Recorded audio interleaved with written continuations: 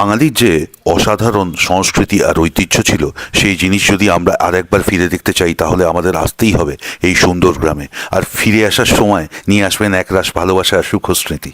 আমরা পৌঁছে গেলাম এই অসাধারণ সুন্দর গ্রামে। এখানকার কর্ণধার প্রণব পাল ও ওনার স্ত্রী নিয়ে গেলেন আমাদের ব্রেকফাস্ট করাতে। ব্রেকফাস্টে ছিল গরম গরম লুচি, আলুর দম, তার সঙ্গে সেদ্ধ ডিম এবং মিষ্টি। আর আমাদের ব্রেকফাস্ট দিয়েছে, সেখানে 4টে লুচি আছে, আলুর দম, একটা মিষ্টি আছে আর একটা ডিম সেদ্ধ। এই রকম ব্রেকফাস্ট দেখলে যে কোনো বাঙালির জিভে জল আসতে বাধ্য। অসাধারণ।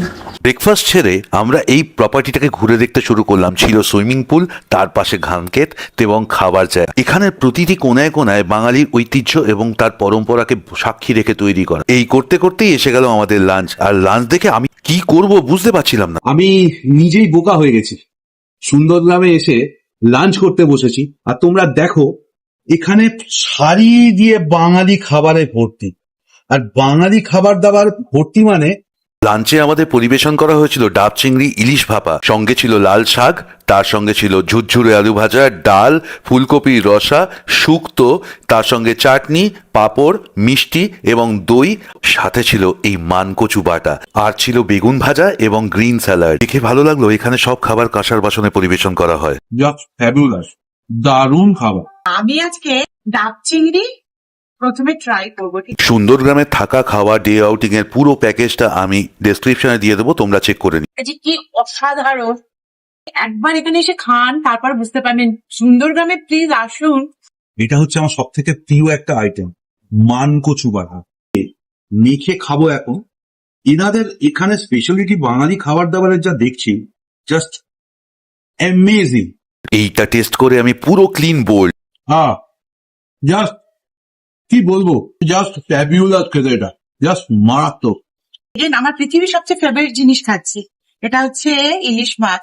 ইলিশ মাছে সর্ষে দিয়ে ভাপা। তো আমার তো জিভে প্রথম থেকে এটা দেখে জল এসে গেছিল। প্রত্যেকটা বাঙালি পদ এখানে নিজস্বতায় ভরা ছিল। যারা এখানে না খেয়েছে তারা বুঝতে পারবে না। এক থালা ভাত খেয়ে নেবো এটা দিয়ে।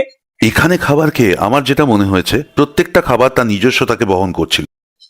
এইবার ইলিশ মাছটা খাচ্ছি, মানে কি করে যে খাচ্ছি একমাত্র আমি জানি। যে পরিমাণ খাবার দাবার খেয়েছি না, এই যে বললাম ফাঁসির খাওয়া খেয়েছেন কখনো? ও ফাঁসির খাওয়া খেয়েছে। এই মাছটা আর পেটে ঢুকছে না। এদের আতিথেয়তায় আমরা পুরো ক্লান্ত বিধ্বস্ত হয়ে গেছি। মানুষকে খাইয়ে অজ্ঞান করে দেওয়ার মতন অবস্থা করেছে এরা। সত্যি তাই, মানে এইরকম 14-15টা ডিশ, এত খাবার, আমি না ভাবছি পাগল হয়ে যাবো আমি কিছু একটা। এবার এই ইলিশ মাছটা আমার কি করে পেটে ঢুকবে? ঢুকে যাবে, প্লিজ ঢুকে কেউ যাবে। তোমরা যদি সঙ্গে থাকতে না, আমি বলতাম প্লিজ একবার এসে এটা একটু শেয়ার করো না প্লিজ, আমি পাচ্ছি না। এখানে বাঙালি খাবার দাবার যা খেলাম না, জাস্ট মুখে লেগে থাকলো।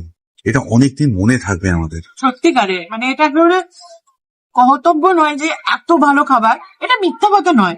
এতই ভালো খাবার, আপনারা যারা আসবেন তারাই খেলে বুঝতে পারবেন যে আমরা কতটা সত্যি বলেছি। এই মাছটাকে আমায় ভক্ষণ করতে হবে, মাছ তো আমি খাবো।